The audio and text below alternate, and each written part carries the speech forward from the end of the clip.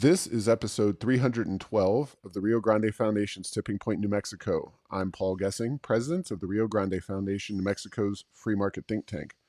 You can find out more about the foundation at riograndefoundation.org. In our continuing effort to find out more about folks running for governor of New Mexico, I have Greg Zanetti with me today. Welcome to Tipping Point, New Mexico, Greg. Oh, thank you, Paul. It's a pleasure to be here, and I love the name of the show because I feel like New Mexico's at a tipping point.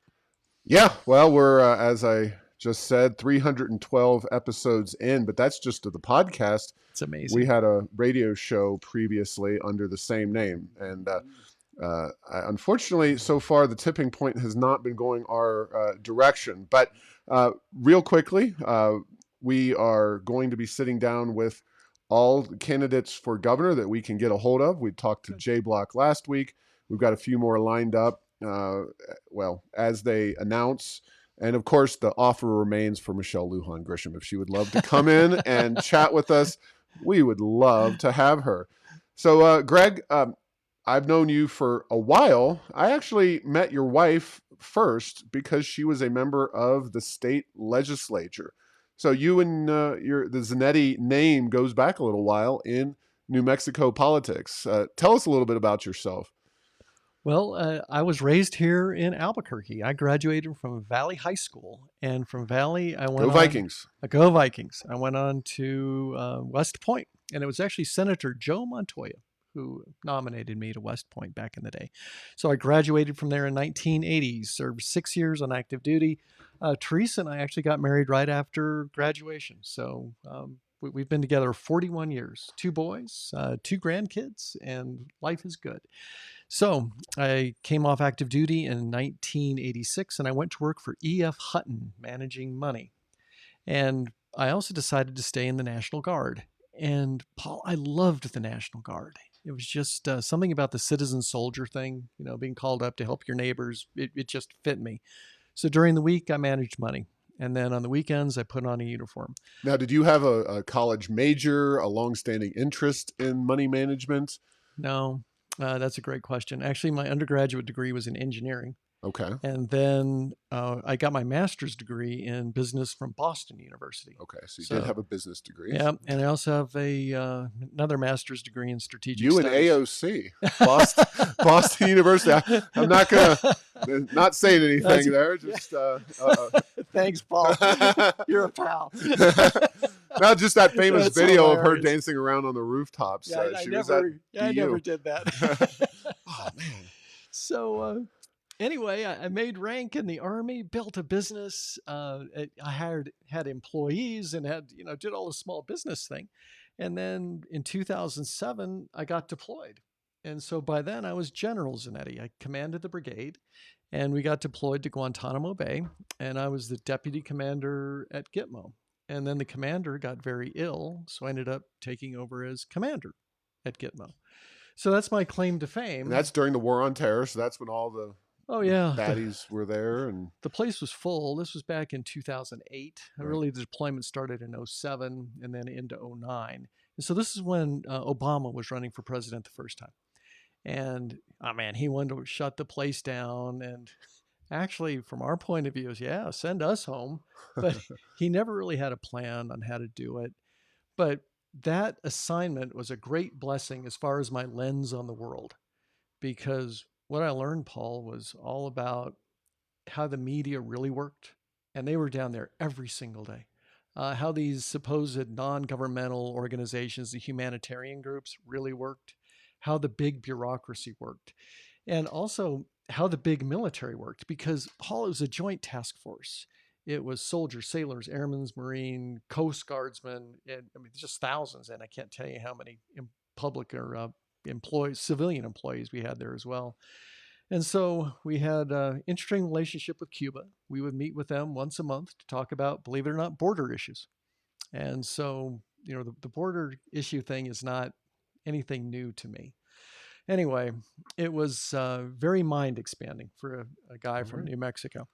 So anyway, when I came back from the deployment, I had to sell my business in order to do that.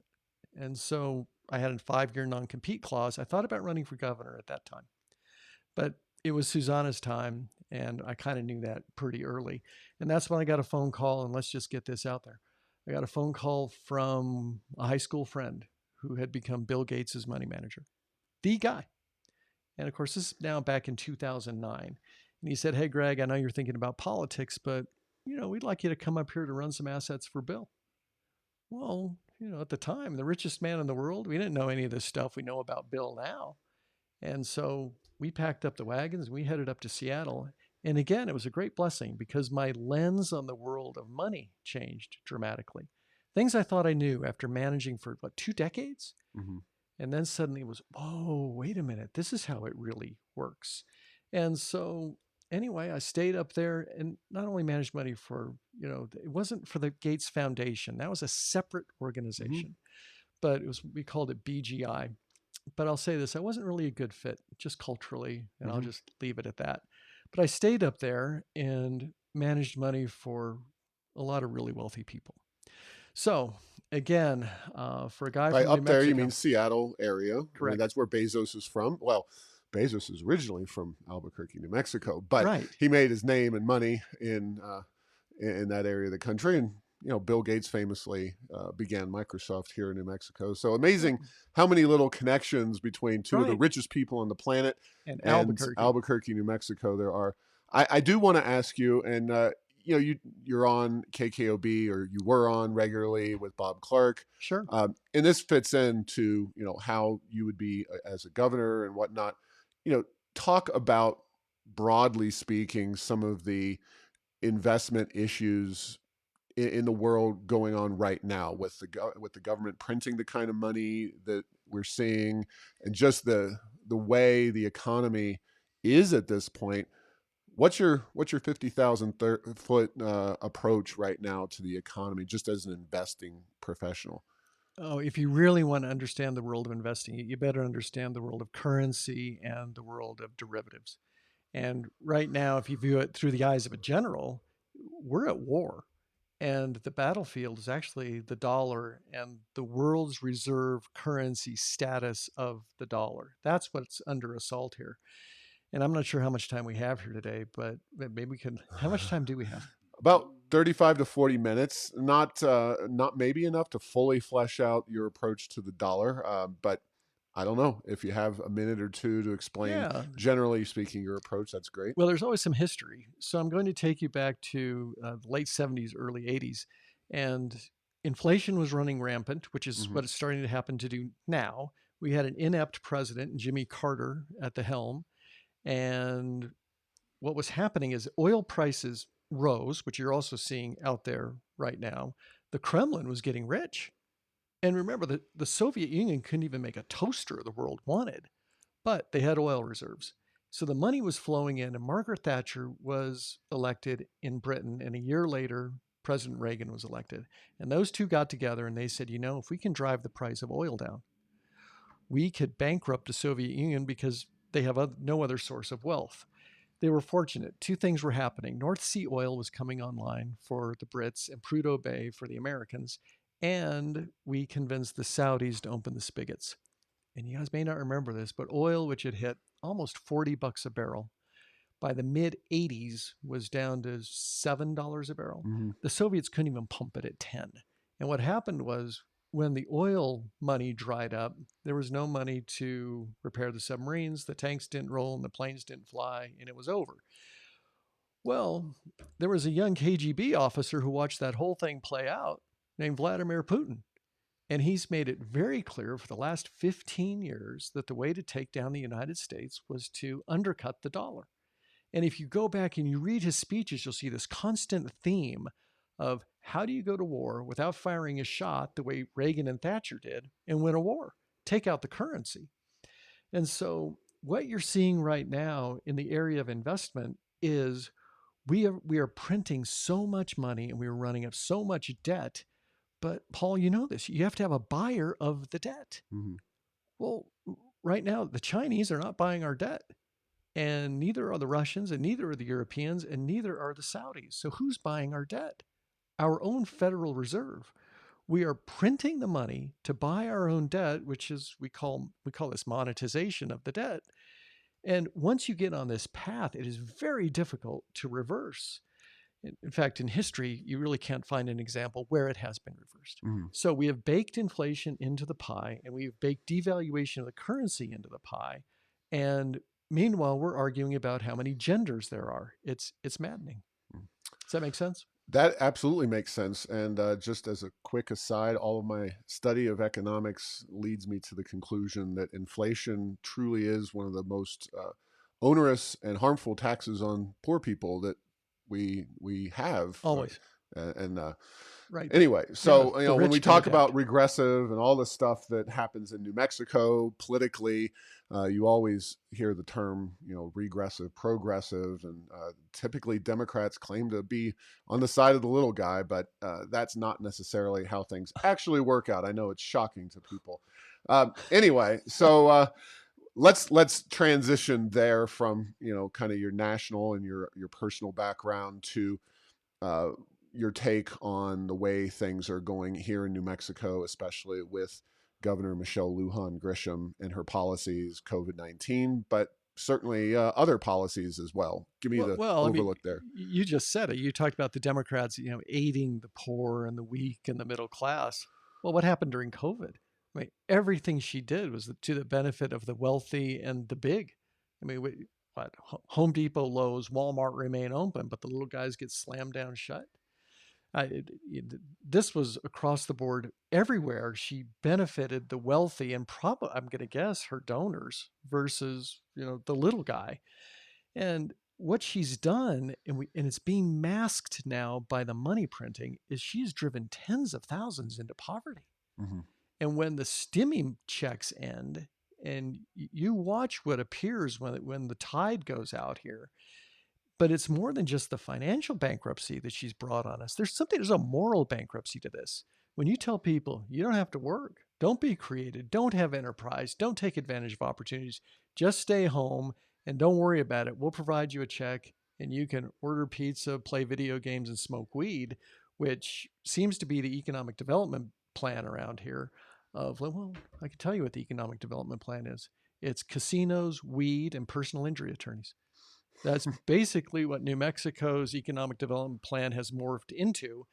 And we wonder why we're last in all of these, all the good things we're last in and all the bad things we're first in. And what happens from that? When people have financial difficulties and problems, it spills out into the streets, Paul. I mean, it's rising crime, rising civil disorder, rising social unrest. And you're seeing this percolate up right now. I mean, her policies are a disaster for the state of New Mexico. And so who would you want in the governor's chair? Wouldn't you want somebody who really understands money and understands it from the level of the big guys? And wouldn't you want someone in the governor's chair who has the heart of a general, who understands how do you deal with civil unrest and social disturbance without having the oppressive arm of government come down with martial law and that, because that's the absolute worst thing you can do. Mm-hmm. So those are the reasons I'm running. Is these are my skill sets at this time, and you can see forward. You can see what's coming. I'm the right guy at the right time. All right. Well, what specifically would you do differently, from economic policy, knowing that Rio Grande Foundation's economic policy organization, obviously, that could be crime, tax reform, spending reform, you name it. What are the one or two or three policies that you think really could be addressed right away, especially if you might have a hostile legislature, which it's a guarantee because the Right. Senate is not up at the same time as you're up, but the House could theoretically be a much more friendly place Well, you're for going to you. have to start laying the foundation, not just for tax reform. It's got to be a total tax overhaul. I mean, the gross receipts tax is the number one impediment to economic growth in this state. And income tax is probably second. So we're going to have to not try to just reform a tax structure. You're going to have to start, from base zero. Mm-hmm. Now, you're right. Will you be able to do that in the first 2 years with a Senate that's Democrat? That would be very difficult. What you could do, though, and the government has, I mean, the governor has a lot of control over, is the regulation piece. And this is actually what President Trump did. He would have the cabinet come in every week and say, how many regulations did you erase this week? And I think that's what has to happen here. And you just go around the table. How many did you do? How many did you do? And you saw what happened, even with the regulatory relief, what happened to the U.S. economy. So is that what you something you could do right out of the box Mm-hmm. as the governor? Yes. Then the next step would be to have the foundational tax redo. Now, again, let's look ahead. If this plays out the way I think, we're probably going to go through a time of turmoil here. Mm-hmm. That is actually the very best time More to redo turmoil? structures. Well, yes, because everything they're doing will exacerbate the problems that they fomented here. Mm-hmm. And instead of addressing it, they're doubling down. This Mm-hmm. is the staggering thing. None of this is working. And yet their answer is, let's spend more, let's print more, let's go into more debt. And at some point, the currency markets, the debt markets, the derivative markets will respond with a vengeance. And when it happens, historically, it's abrupt. Mm-hmm. It's not this gentle fall into, the abyss. It happens quickly, and there's your opportunity for reform. Now, can we get through this? Yeah, New Mexicans are actually very good at going through times of turmoil. So, but you're going to have the right leadership. And if we're just going to try to rebuild what wasn't working, well, I mean, we'll just stay where we are forever. So again, this is where the experience part comes in here. How do you create wealth? Mm-hmm. And this is the amazing thing about New Mexico is we're such a wealthy state. I mean, the natural resources we have here are staggering. 4 of the 17 rare earth elements are here. I mean, our oil and gas, we have timberland. And it's not just the wealth from the earth we have, it's intellectual wealth at the labs, at our universities that we don't tap into. And there are little things, Paul, we could do just right off the bat. We could have, and this is really wonkish, could you have tort reform for tech transfer? Because here's what happens. Sometimes the venture capitalists, the these guys who take an idea from the labs and they want to take it public. If it doesn't go well, they then want to sue the government or the labs for misrepresenting the technology. Why don't you cap it?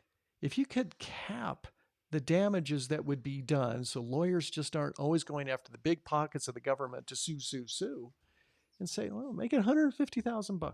All right, if something's really misrepresented, all right, you can go after the guy. But otherwise, what happens is the government attorneys are very, very reticent to want to do tech transfer for fear of being sued. Something very small like that, just a little bit of tort reform where we're not benefiting the attorneys, but benefiting those who create wealth could go a long way in this state. Well, tort reform is an issue, of course, Yeah, at many everybody different brings that up. levels, and Right. I'm not aware enough of all the ins and outs of the tech transfer issue. And maybe you could at least get those cases in the federal courts rather than New Mexico courts. But Right. again, I'm no lawyer. I'm proudly not an attorney. But let's talk about some of that wealth that New Mexico has. And I don't know if you saw the news last week, but it looks like the state of New Mexico is creeping up on North Dakota, close to being the second largest producer of oil and gas in the entire nation. And more good news, a federal judge, of course, threw out the moratorium that the Right. Biden administration has placed against oil and gas industry. So talk about, broadly speaking, your views on the industry, but more importantly, how do we, it seems to me, and I didn't grow up here, I moved here. And if you would say, well, you've got Arizona with basically no oil and gas, Right. and New Mexico with oodles of it, and an economy that really has benefited from that for a very long time, that we should be a far and away wealthier place than Arizona, but we're not. So how do we actually harness this industry for the benefit of New Mexicans? And I know that's a huge question, but maybe you've got some ideas about how we can actually put this money to work in a way that lifts our people out of poverty. Is we're not a prosperous state in the way we should be. Yeah, there was actually a study we did at War College about this. It was about, we called it the loser nations. How is it, let's just take Saudi Arabia, has all of this oil, Mm-hmm. and trillions of dollars have poured into Saudi Arabia over the decades. And yet, where are the great advances from the Saudis? Where are the Nobel Prize winners? Where are the contributions back to the world? You just don't see it. Meanwhile, let's go, to the other side of the world and look at Hong Kong, which is a rock. It has Mm-hmm. no natural resources. It has a nice port, Mm-hmm. but there are lots of places in the world that have nice ports. And yet, for decades, until the Chinese are messing it all up right now, it was this fountain of creativity and wealth and ingenuity and prosperity that spread through the whole region. So why is that? What makes a loser a loser? Well, there are a number of things, but here are just a couple of them that will apply directly to New Mexico. One of them is you must value education and not indoctrination. And what we see here, I believe, certainly now in our universities, is an indoctrination mentality. And it's one of, you know, we want you to learn just this stuff to the exclusion of something else. And so that's one thing. You must value true education. The other thing you must value is hard work. And we all have somebody in our family who has, I don't know, 2 master's degree and going after their 3rd PhD. They're 48 years old. And it's like, Fred, you value education, but when are you going to go get a job? You have to put these two things together. And what we've encouraged in this state is not wealth creation. We have encouraged people really to get a job with government, put in the minimal amount of work, and then learn how to game the system in order to get your benefits and so on. But we have not engendered a wealth creating culture in the state where we would look out and really value, I'm going to create a business that may last 2, 3, 4 generations, and we're going to build wealth to benefit all. Instead, we've gone the other way. How much can we get from the federal government? How much can we get in the way of, all of these government programs and who can game the system the best? Rather than who can give back the most, Mm-hmm. we're thinking the opposite. How can we take the most? And it's that kind of mentality that holds us back that you don't see in Arizona. So it has nothing to do with your natural resources.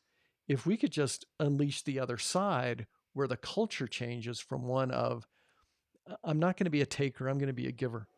I'm going to create more than I want to take back. It's not, what do I want out of life? It's what does life want out of me? That's the kind of thing that happens actually during a time of change where New Mexico has a chance to reverse decades of bad behavior. So let's go back to 1930. This is when New Mexico flipped from being a Republican state to Democrat state. Mm-hmm. Well, when did that come? It was during a time of turmoil. And yet, for generations, we had voted Republican. My father voted Republican, so did my grandfather, and so on. And then in one cycle, it changed. I believe we're actually coming up on that now. And we're going to have the chance to flip this state the other way. But we have to be there with a message of this is what we have to offer, and not just one of, hey, we told you so.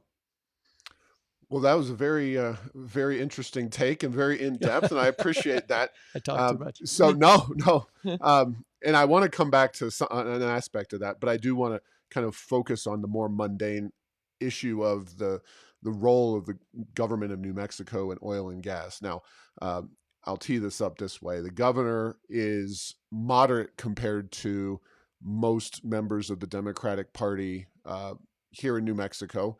I would say that more and more Democrats, especially, oppose the industry outright. 24 legislators signed a letter saying, "Attaboy, Joe Biden. Right. We like this moratorium."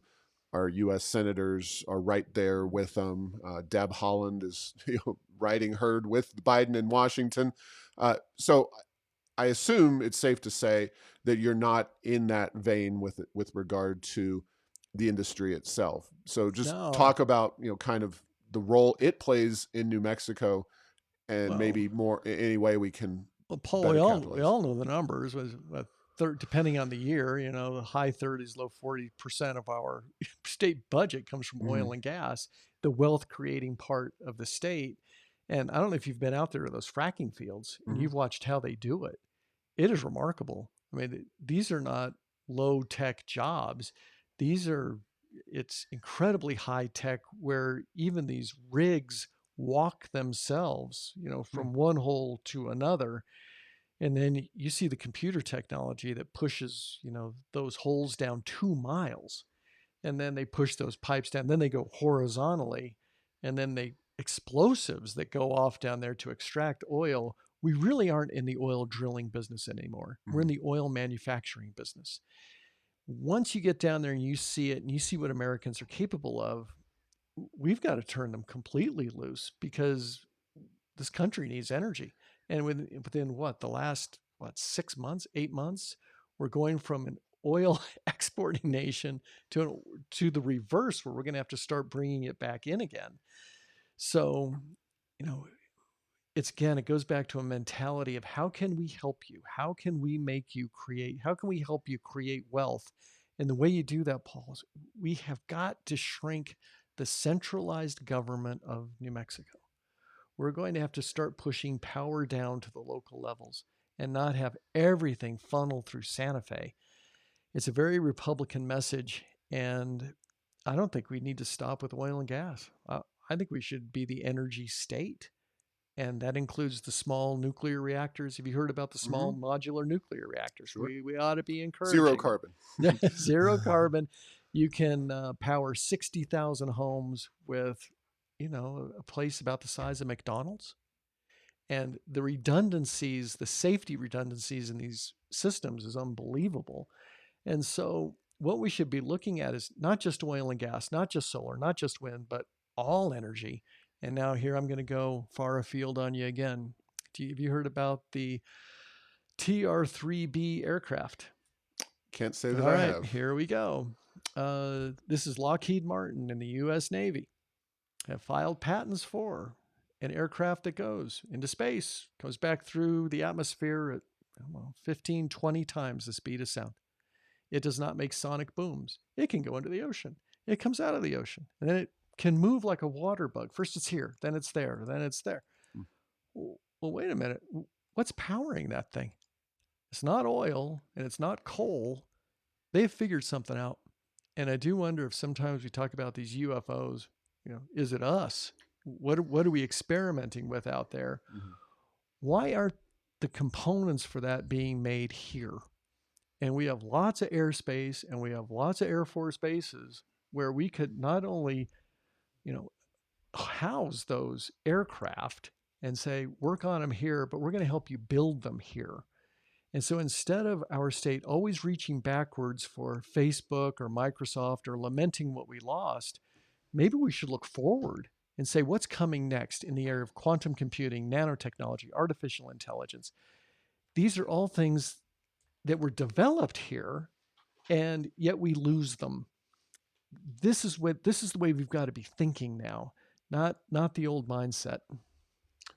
All right. Well, touching on almost all of those topics at the same time, believe it or not, there is an issue that does, and I'm talking about education, school choice, Right. and trying to build a 21st century education system here in a state that unfortunately, uh, you know, 50th in education, very bottom performer.